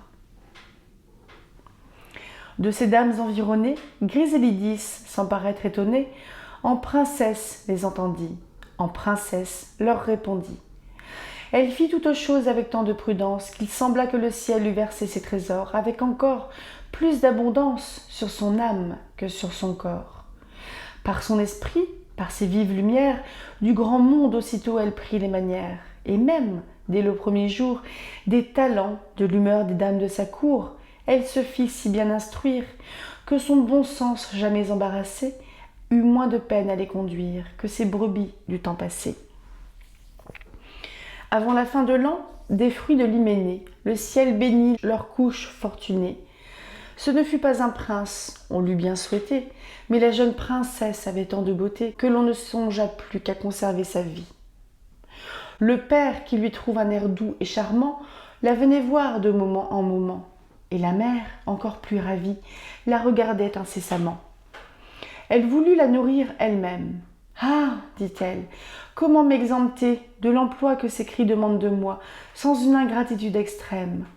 Par un motif de nature ennemie, pourrais-je bien vouloir de mon enfant que j'aime n'être la mère qu'à demi? Soit que le prince eût l'âme un peu moins enflammée qu'au premier jour de son ardeur, soit que sa maligne humeur, la masse, se fût rallumée, et de son épaisse fumée eût obscurci ses sens et corrompu son cœur. Dans tout ce que fait la princesse, il s'imagine voir peu de sincérité. Sa trop grande vertu le blesse, c'est un piège qu'on tend à sa crédulité. Son esprit inquiet et de trouble agité croit tous les soupçons qu'il écoute et prend plaisir à révoquer en doute l'excès de sa félicité. Pour guérir les chagrins dont son âme est atteinte, il la suit, il l'observe, il aime à la troubler. Par les ennuis de la contrainte, par les alarmes de la crainte, par tout ce qui peut démêler la vérité d'avec la feinte. « C'est trop, dit-il, me laisser endormir. Si ces vertus sont véritables, les traitements les plus insupportables ne feront que les affermir. » Dans son palais, il la tient resserrée, loin de tous les plaisirs qui naissent à la cour, et dans sa chambre où seule elle vit retirée, à peine il laisse entrer le jour, persuadé que la parure et le superbe ajustement du sexe que pour plaire a formé la nature est le plus doux enchantement. Il lui demande avec rudesse les perles, les rubis, les bagues, les bijoux qu'il lui donna pour marque de tendresse, lorsque de son amant il devint son époux. Elle, dont la vie est sans tache, et qui n'a jamais eu d'attache qu'à s'acquitter de son devoir, les lui donne sans s'émouvoir. Et même le voyant se plaire à les reprendre, n'a pas moins de joie à les rendre qu'elle en eut à les recevoir. Pour m'éprouver, mon époux me tourmente, dit-elle, et je vois bien qu'il ne me fait souffrir qu'afin de réveiller ma vertu languissante, qu'un doux et long repos pourrait faire périr. S'il n'a pas ce dessein, du moins suis-je assurée que telle est du Seigneur la conduite sur moi, et que de tant de maux l'ennuyeuse durée n'est que pour exercer ma constance et ma foi. Pendant que tant de malheureuses errent au gré de leurs désirs, par mille routes dangereuses, après de faux et vains plaisirs, pendant que le Seigneur, dans sa lente justice, les laisse aller au bord du précipice, sans prendre part à leurs dangers, par un pur mouvement de sa bonté suprême, il me choisit, comme un enfant qu'il aime, et s'applique à me corriger. Aimons donc sa rigueur utilement cruelle. On n'est heureux qu'autant qu'on a souffert. Aimons sa bonté paternelle et la main dont elle se sert. Le prince a beau la voir obéir sans contrainte à tous ses ordres absolus. Je vois le fondement de cette vertu feinte, dit-il, et ce qui rend tous mes coups superflus, c'est qu'ils n'ont porté leur atteinte qu'à des endroits où son amour n'est plus. Dans son enfant, dans la jeune princesse, elle a mis toute sa tendresse. À l'éprouver si je veux réussir, c'est là qu'il faut que je m'adresse, c'est là que je puis m'éclaircir. Elle venait de donner la mamelle au tendre objet de son amour ardent, qui couché sur son sein se jouait avec elle et riait en la regardant. « Je vois que vous l'aimez, lui dit-il. Cependant, il faut que je vous l'ôte en cet âge encore tendre, pour lui former les mœurs et pour la préserver de certains mauvais airs qu'avec vous l'on peut prendre. Mon heureux sort m'a fait trouver une dame d'esprit qui saura l'élever dans toutes les vertus et dans la politesse que doit avoir une princesse. Disposez-vous à la quitter, on va venir pour l'emporter. » Il la laisse à ces mots, n'ayant pas le courage, ni les yeux assez inhumains pour voir arracher de ses mains, de leur amour, l'unique gage. Elle, de 1000 pleurs, se baigne le visage, et dans un morne accablement, attend de son malheur le funeste moment. Dès que d'une action si triste et si cruelle le ministre odieux à ses yeux se montra, « Il faut obéir, lui dit-elle. » Puis, prenant son enfant qu'elle considéra, qu'elle baisa d'une ardeur maternelle, qui de ses petits bras tendrement la serra, tout en pleurs, elle le livra. Ah, que sa douleur fut amère! Arracher l'enfant ou le cœur du sein d'une si tendre mère, c'est la même douleur. Près de la ville était un monastère, fameux par son antiquité, où des vierges vivaient dans une règle austère sous les yeux d'une abbesse, illustre en piété. Ce fut là que dans le silence, et sans déclarer sa naissance, on déposa l'enfant et des bagues de prix, sous l'espoir d'une récompense digne des soins que l'on en aurait pris. Le prince, qui tâchait d'éloigner par la chasse le vif remords qui l'embarrasse, sur l'excès de sa cruauté, craignait de revoir la princesse, comme on craint de revoir une fière tigresse à qui son faon vient d'être ôté. Cependant, il en fut traité, avec douceur, avec caresse, et même avec cette tendresse qu'elle eut au plus beau jour de sa prospérité. Par cette complaisance, et si grande et si prompte, il fut touché de regret et de honte, mais son chagrin demeura le plus fort. Ainsi, 2 jours après, avec des larmes feintes, pour lui porter encore de plus vives atteintes, il lui vint dire que la mort de leur aimable enfant avait fini le sort. Ce coup inopiné mortellement la blesse. Cependant, malgré sa tristesse, ayant vu son époux qui changeait de couleur, elle parut oublier son malheur et n'avoir même de tendresse que pour le consoler de sa fausse douleur. Cette bonté, cette ardeur sans égale d'amitié conjugale, du prince tout à coup désarmant la rigueur, le touche, le pénètre et lui change le cœur, jusque-là qu'il lui prend l'envie de déclarer que leur enfant jouit encore de la vie. Mais sa bile s'élève et fière lui défend de rien découvrir du mystère qu'il peut être utile de taire. Dès ce bienheureux jour, telle des 2 époux fut la mutuelle tendresse, qu'elle n'est point plus vive aux moments les plus doux entre l'amant et la maîtresse. 15 fois le soleil, pour former les saisons, habita tour à tour dans ces 12 maisons, sans rien voir qui les désunisse. Que si quelquefois par caprice il prend plaisir à la fâcher, c'est seulement pour empêcher que l'amour ne se ralentisse. Tel que le forgeron qui pressant son labeur répand un peu d'eau sur la braise de sa languissante fournaise pour en redoubler la chaleur. Cependant, la jeune princesse croissait en esprit, en sagesse, à la douceur, à la naïveté qu'elle tenait de son aimable mère, elle joignit de son illustre père l'agréable et noble fierté. L'amas de ce qui plaît dans chaque caractère fit une parfaite beauté. Partout, comme un astre, elle brille, et par hasard un seigneur de la cour, jeune, bien fait et plus beau que le jour, l'ayant vue paraître à la grille, conçut pour elle un violent amour. Par l'instinct qu'au beau sexe a donné la nature, et que toutes les beautés ont de voir l'invisible blessure, que font leurs yeux au moment qu'ils la font? La princesse fut informée qu'elle était tendrement aimée. Après avoir quelque temps résisté comme on le doit avant que de se rendre, d'un amour également tendre, elle l'aima de son côté. Dans cet amant, rien n'était à reprendre. Il était beau, vaillant, né d'illustres aïeux, et dès longtemps pour en faire son gendre, sur lui le prince avait jeté les yeux. Ainsi donc avec joie il apprit la nouvelle, de l'ardeur tendre et mutuelle dont brûlaient ces jeunes amants. Mais il lui prit une bizarre envie, de leur faire acheter par de cruels tourments le plus grand bonheur de leur vie. Je me plairais, dit-il, à les rendre contents, mais il faut que l'inquiétude, par tout ce qu'elle a de plus rude, rende encore leur feu plus constant. De mon épouse en même temps, j'exercerai la patience, non point, comme jusqu'à ce jour, pour assurer ma folle défiance.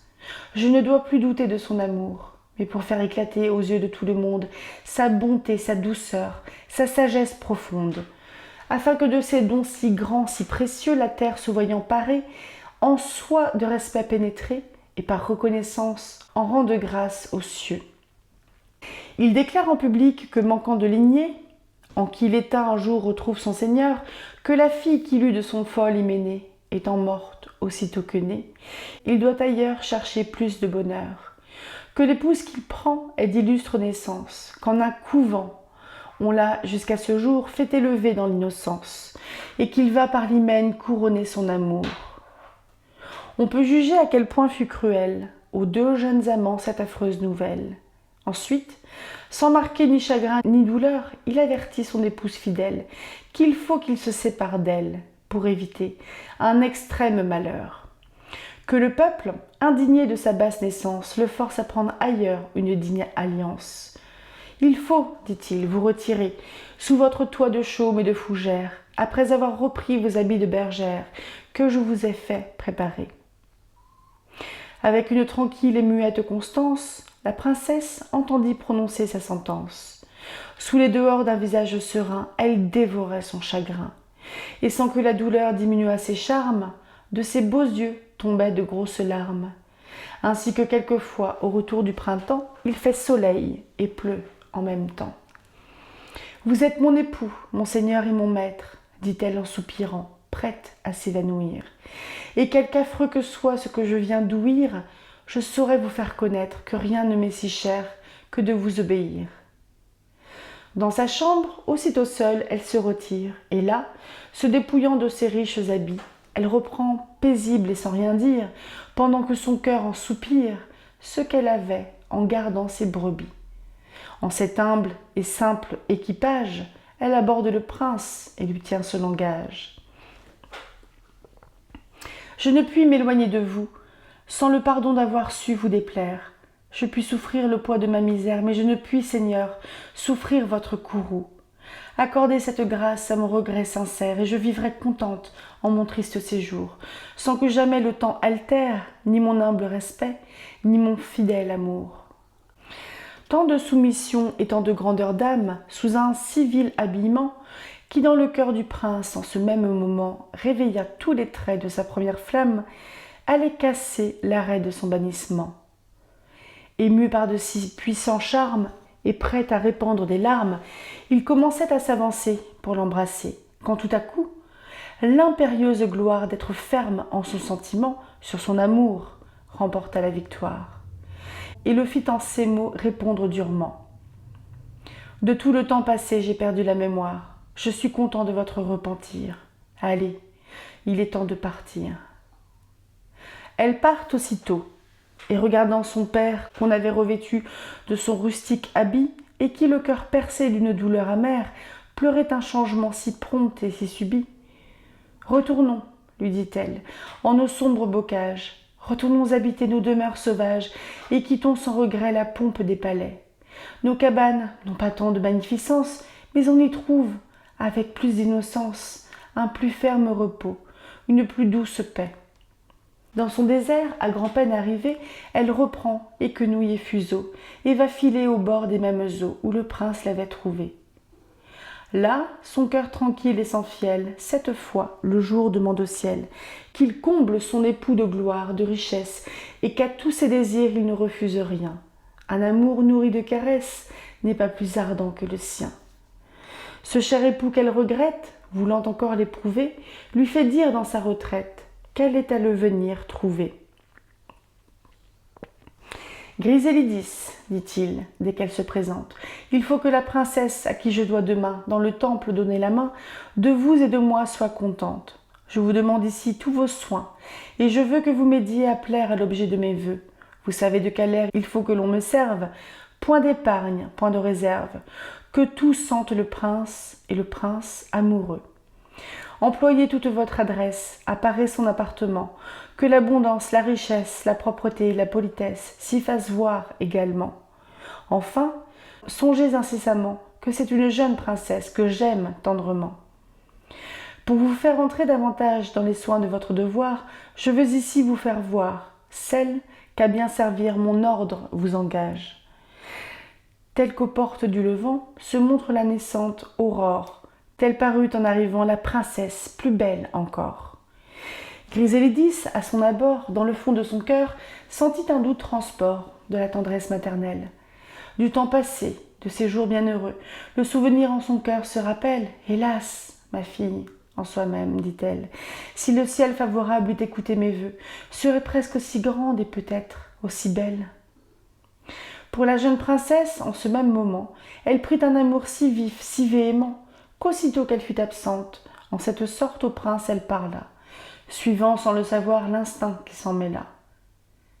Souffrez, Seigneur, que je vous représente, que cette princesse charmante dont vous allez être l'époux, dans l'aise, dans l'éclat, dans la pourpre nourrie, ne pourra supporter sans en perdre la vie les mêmes traitements que j'ai reçus de vous. Le besoin, ma naissance obscure, m'avait endurci aux travaux, et je pouvais souffrir toutes sortes de maux sans peine et même sans murmure. Mais elle, qui jamais n'a connu la douleur, elle mourra dès la moindre rigueur, dès la moindre parole un peu sèche, un peu dure. Hélas, Seigneur, je vous conjure de la traiter avec douceur. Songez, lui dit le prince avec un ton sévère, à me servir selon votre pouvoir. Il ne faut pas qu'une simple bergère fasse des leçons et s'ingère de m'avertir de mon devoir. Griséidis, à ces mots, sans rien dire, baisse les yeux et se retire. Cependant, pour l'hymen, les seigneurs invités arrivèrent de tous côtés, dans une magnifique salle où le prince les assembla, avant que d'allumer la torche nuptiale, en cette sorte il leur parla. Rien au monde, après l'espérance, n'est plus trompeur que l'apparence. Ici, l'on en peut voir un exemple éclatant. Qui ne croirait que ma jeune maîtresse, que l'hymen va rendre princesse, ne soit heureuse et n'ait le cœur content? Il n'en est rien, pourtant. Qui pourrait s'empêcher de croire que ce jeune guerrier amoureux de la gloire n'aime avoir cette hymen, lui qui, dans les tournois, va sur tous ses rivaux remporter la victoire? Cela n'est pas vrai, toutefois. Qui ne croirait encore qu'en sa juste colère, Griséidis ne pleure et ne se désespère? Elle ne se plaint point, elle consent à tout, et rien n'a pu pousser sa patience à bout. Qui ne croirait enfin que de ma destinée, rien ne peut égaler la course fortunée, en voyant les appas de l'objet de mes vœux. Cependant, si l'hymen me liait de ses nœuds, j'en concevrais une douleur profonde, et de tous les princes du monde, je serais le plus malheureux. L'énigme vous paraît difficile à comprendre. 2 mots vont vous la faire entendre, et ces 2 mots feront évanouir tous les malheurs que vous venez d'ouïr. Sachez, poursuivit-il, que l'aimable personne que vous croyez m'avoir blessé le cœur est ma fille, et que je la donne pour femme à ce jeune seigneur, qu'il aime d'un amour extrême, et dont il est aimé de même.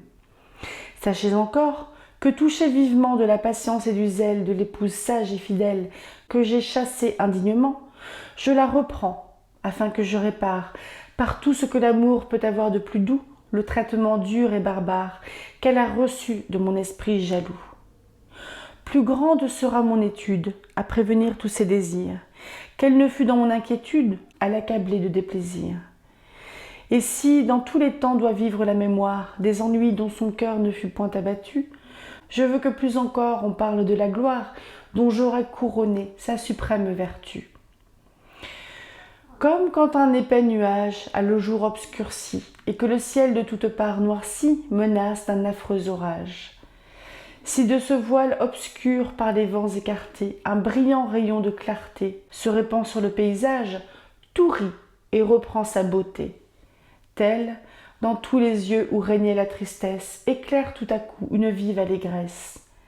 Par ce prompt éclaircissement, la jeune princesse ravie d'apprendre que du prince elle a reçu la vie, se jette à ses genoux qu'elle embrasse ardemment. Son père, qu'attendrit une fille si chère, la relève, la baise et l'amène à sa mère, à qui trop de plaisir en un même moment ôtait presque tout sentiment. Son cœur, qui tant de fois en proie aux plus cuisants traits du malheur supporta si bien la douleur, succombe au doux poids de la joie. À peine de ses bras pouvait-elle serrer l'aimable enfant que le ciel lui renvoie, elle ne pouvait que pleurer. « Assez, dans d'autres temps, vous pourrez satisfaire, lui dit le prince, aux tendresses du sang. Reprenez les habits qu'exige votre rang, nous avons des noces à faire. » Au temple, on conduisit les deux jeunes amants, où la mutuelle promesse de se chérir avec tendresse affermit pour jamais leur doux engagement. Ce ne sont que plaisirs, que tournois magnifiques, que jeux, que danses, que musique, et que festins délicieux, où sur Grisélidis se tournent tous les yeux, où sa patience éprouvée jusqu'au ciel est élevée, par 1000 éloges glorieux. Des peuples réjouis, la complaisance est telle pour leur prince capricieux qu'ils vont jusqu'à louer son épreuve cruelle, à qui, d'une vertu si belle, si séante au beau sexe et si rare en tout lieu, on doit un si parfait modèle. À monsieur, en lui envoyant Grisélidis. Si je m'étais rendu à tous les différents avis qui m'ont été donnés sur l'ouvrage que je vous envoie, il ne serait rien demeuré que le conte tout sec et tout uni. Et en ce cas, j'aurais mieux fait de n'y pas toucher et de le laisser dans son papier bleu où il est depuis tant d'années. Je le lus d'abord à 2 de mes amis. « Pourquoi, dit l'un, s'étendre si fort sur le caractère de votre héros ? Qu'a-t-on à faire de savoir ce qu'il faisait le matin dans son conseil, et moins encore à quoi il se divertissait l'après-dîner ? Tout cela est bon à retrancher. » « Ôtez-moi, je vous prie, dit l'autre, la réponse enjouée qu'il fait aux députés de son peuple, qui le pressent de se marier. Elle ne convient point à un prince grave et sérieux. Vous voulez bien encore, poursuivit-il, que je vous conseille de supprimer la longue description de votre chasse. Qu'importe tout cela au fond de votre histoire. Croyez-moi, ce sont de vains et ambitieux ornements qui appauvrissent votre poème au lieu de l'enrichir. Il en est de même, ajouta-t-il, des préparatifs qu'on fait pour le mariage du prince. Tout cela est oiseux et inutile. Pour vos dames qui rabaissent leur coiffure, qui couvrent leur gorge et qui allongent leurs manches, froide plaisanterie, aussi bien que celle de l'orateur qui s'applaudit de son éloquence. Je demande encore, reprit celui qui avait parlé le premier, que vous ôtiez les réflexions chrétiennes de Grisélidis, qui a dit que c'est Dieu qui veut les prouver. C'est un sermon hors de sa place. Je ne saurais encore souffrir les inhumanités de votre prince. Elles me mettent en colère, je les supprimerai. Il est vrai qu'elles sont de l'histoire, mais il n'importe.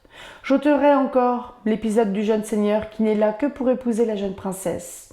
Cela allonge trop votre conte. Mais, lui dis-je, le conte finirait mal sans cela. Je ne saurais que vous dire, répondit-il. Je ne laisserai pas que de l'ôter. À quelques jours de là, je fis la même lecture à 2 autres de mes amis, qui ne me dirent pas un seul mot sur les endroits dont je viens de parler, mais qui en reprirent quantité d'autres. Bien loin de me plaindre de la rigueur de votre critique, leur dis-je, je me plains de ce qu'elle n'est pas assez sévère. Vous m'avez passé une infinité d'endroits que l'on trouve très dignes de censure. Comme quoi, dirent-ils. On trouve, leur dis-je, que le caractère du prince est trop étendu et qu'on n'a que faire de savoir ce qu'il faisait le matin et encore moins l'après-dîner.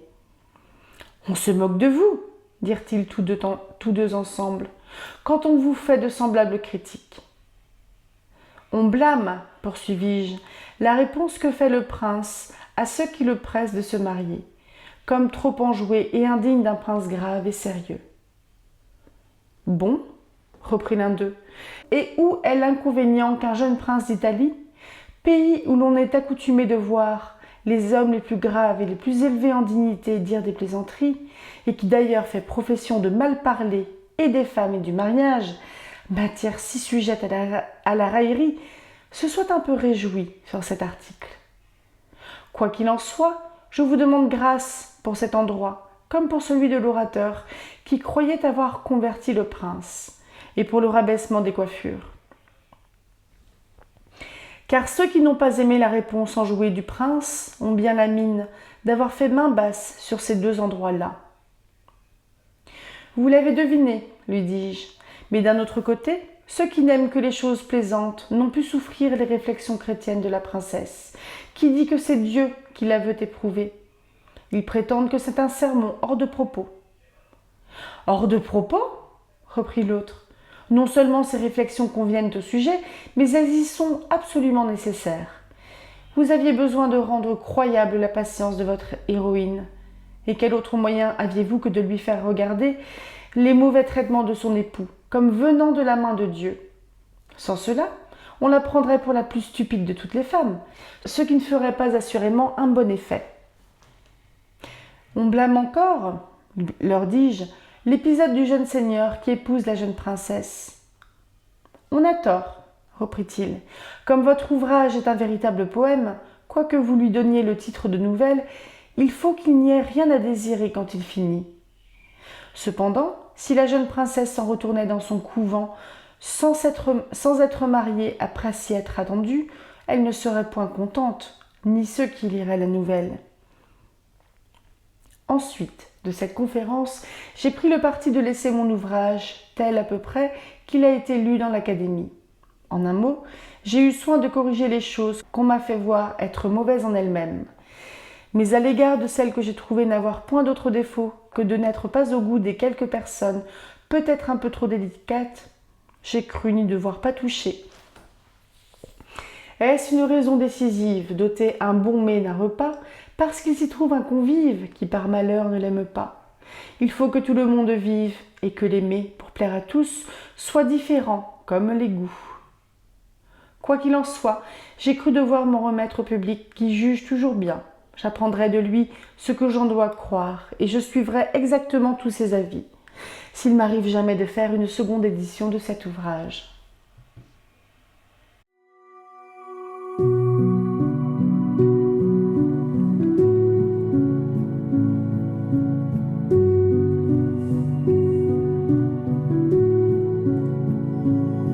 Bonjour et bienvenue dans le tout dernier vlog lecture sur les contes de Ma Merlois de Charles Perrault. Donc c'était des contes qui étaient dans un autre livre, un autre e-book pardon, qui est fait par... Attendez, je vous retrouve. Ça a été édité par l'association Les Bourla-Papais, Bibliothèque numérique romande. Donc e-book-du6bnr.com en avril 2014. Réalisé d'après les contes de fées de Charles Perrault, Paris, Théodore Lefebvre et Émile Guérin, et d'autres éditions consultées en vue de l'établissement du présent texte. Nous avons lu 3 contes, un qui était très court, et 2, donc le premier et le dernier, qui étaient en grande partie sous forme de poésie. Donc je ne sais pas de quoi c'était, si vous étiez moins raisonnable. Peut-être des octosyllabes, je ne suis pas sûre. Bref, nous avons lu Les Souhaits ridicules. J'avais presque envie de dire Les Souhaits ridicules, c'est un personnage à qui on donne la possibilité de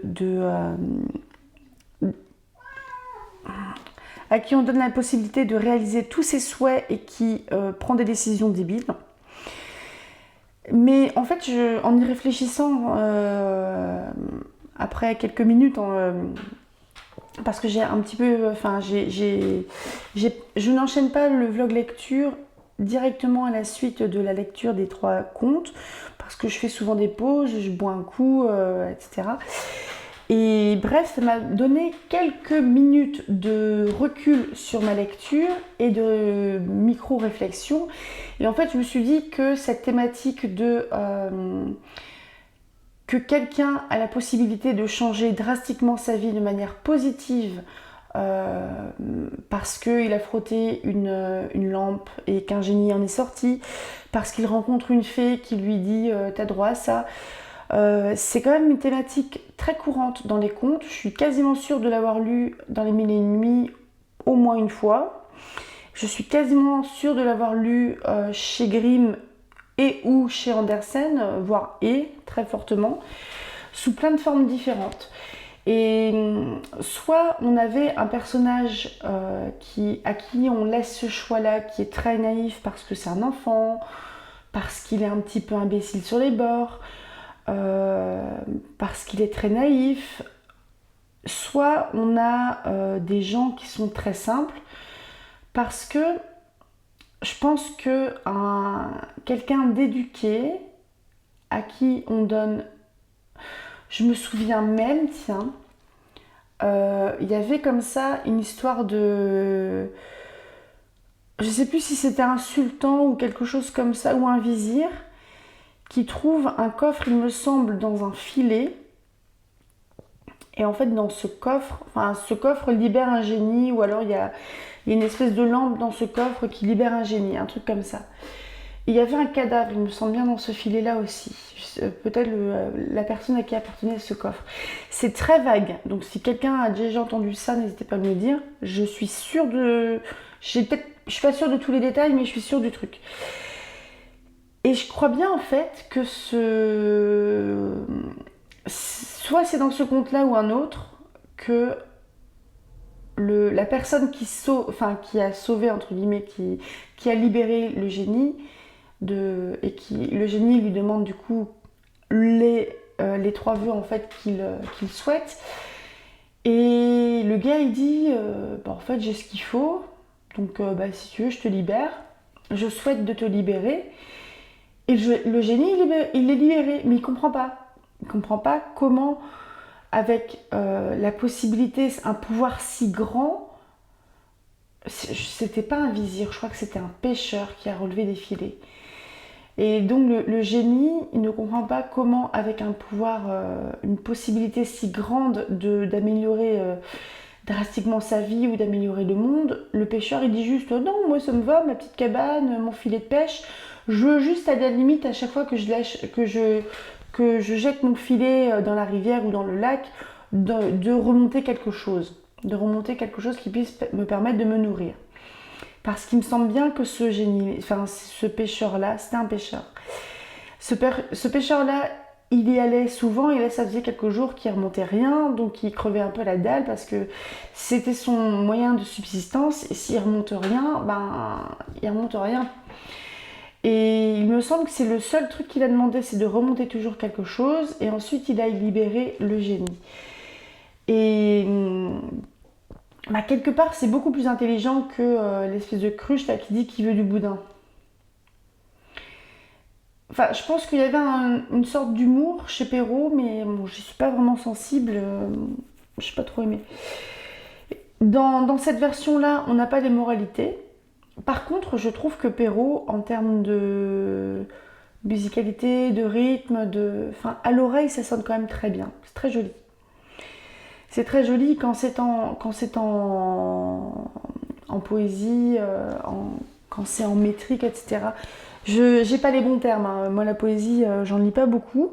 Je peux vraiment l'apprécier et y être sensible quand je la lis, mais j'ai pas les bons termes, quoi. À part dire oh c'est joli, je vais pas pouvoir dire grand chose.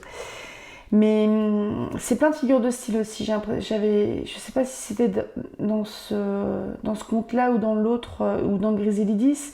À un moment, j'ai repéré des allitérations ou des assonances. Mais après, bon, tout ça, les figures de style, ça remonte, donc j'ai oublié. Bref, pas très fan des souhaits ridicules. Par contre, ensuite, La droite princesse ou Les aventures de Finette, et bien là, j'ai trouvé ça intéressant. J'ai l'impression qu'on a aussi quelque chose d'assez régulier dans les contes. Je ne sais pas si c'était particulièrement chez Perrault ou peut-être plus dans les contes, on va dire, européens. J'ai pas trop le souvenir de ce point-là précis dans Les Mille et une Nuits. Mais souvent, l'aîné, voire enfin les premiers enfants sont un peu couillons sur les bords, et le dernier, que ce soit le petit poussé ou la finette, le dernier est intelligent et c'est lui c'est lui en fait qui sauve la peau de tout le monde. Et là on a en gros un peu le gros classique de la princesse dans la tour qui est à sauver ou à protéger. On a par contre un contexte vraiment historique du roi, donc le père de ces princesses-là, qui part guerroyer en croisade en Palestine. Palestine. Il est résolu d'aller faire la guerre aux infidèles dans la Palestine. Et donc, j'ai pas trop capté les riches Kotel. Alors Kotel, je sais pas ce que ça veut dire, je connais pas ce mot-là, je vais vous dire. Donc Kotel, c'est C-A-U-T-E-L-E. Une prudence rusée. C'est vieux et c'est au féminin. C'est un nom féminin. Je connaissais pas. Donc c'est C-A-U-T-E accent grave L-E. Et bref, j'ai l'impression qu'il est ennemi. Il doit sortir ces princesses-là de la tour. Mais je sais pas pourquoi. J'ai l'impression qu'il a couché avec les deux premières par contre. Vous me dites si vous avez compris ça ou pas. Mais par contre, j'ai eu un petit peu des vibes de... j'ai eu des vibes de réponse avec Finette et son marteau. Puis la princesse dans la tour évidemment. Mais Finette et son marteau qui lui dit, enfin en gros tu viens, je t'éclate la tête, c'est pas con.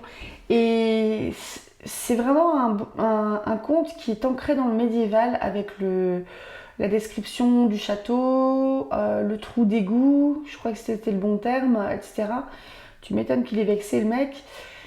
Par contre, le tonneau avec le tonneau avec les instruments coupants à l'intérieur et qu'on fait rouler, je sais plus si c'est quelque chose qui vient du Moyen-Âge ou si c'est quelque chose qui vient d'un conte d'ailleurs, parce qu'on parle à un moment de Régulus.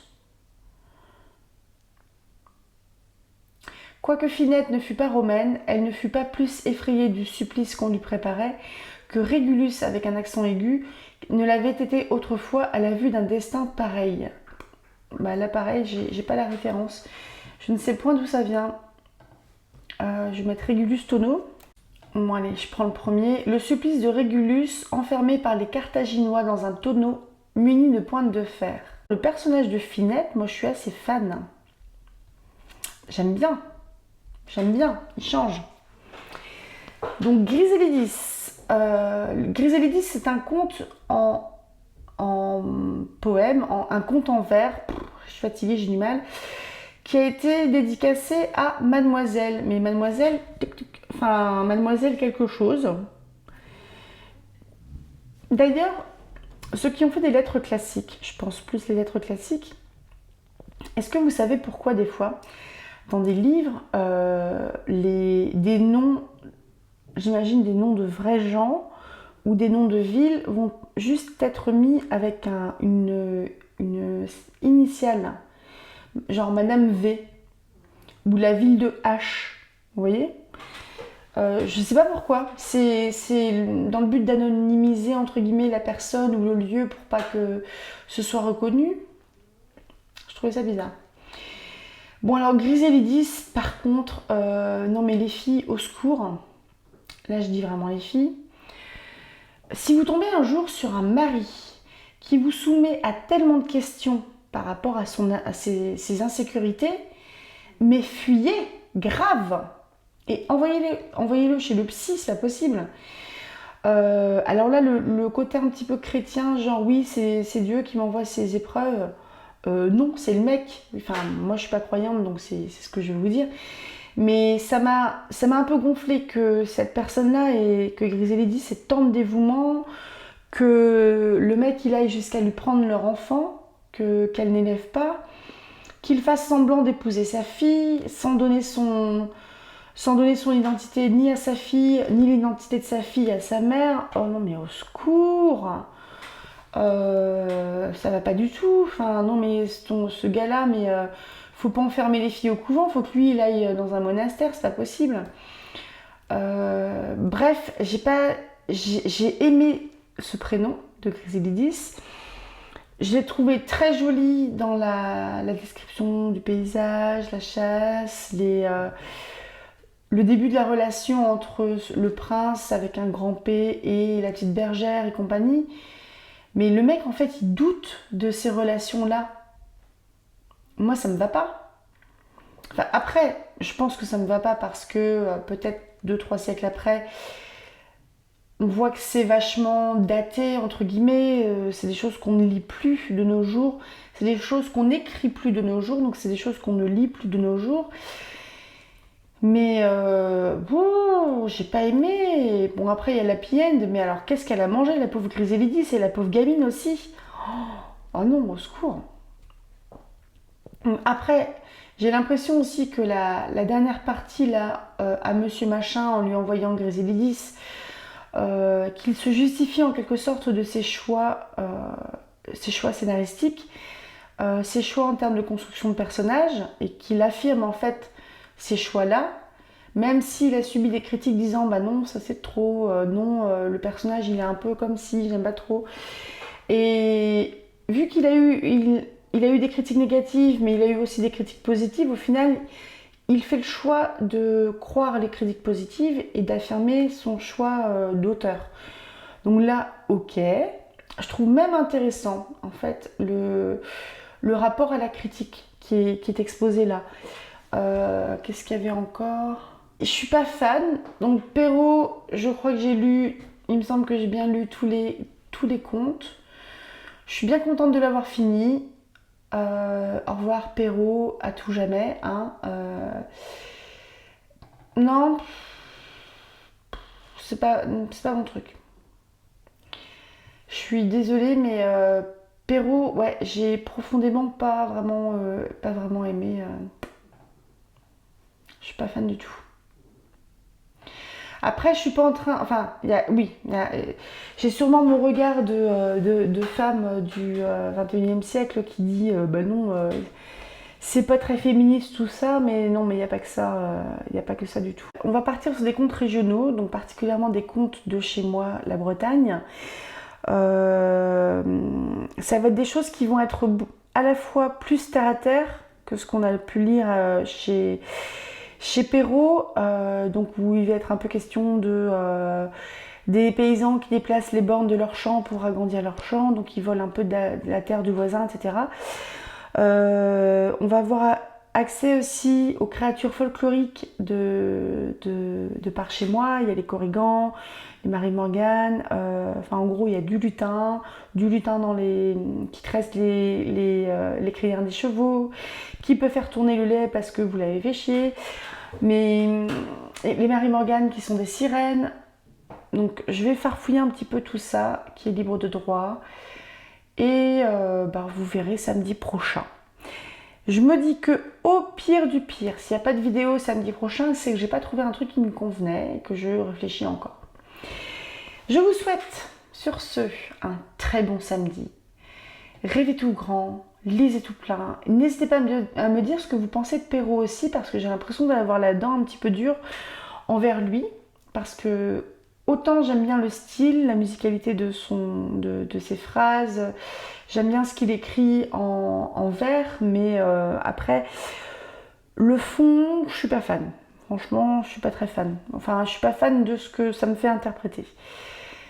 À tout bientôt, passez un très bon samedi, lisez tout plein, rêvez tout grand, et à bientôt pour de nouvelles aventures. Salut!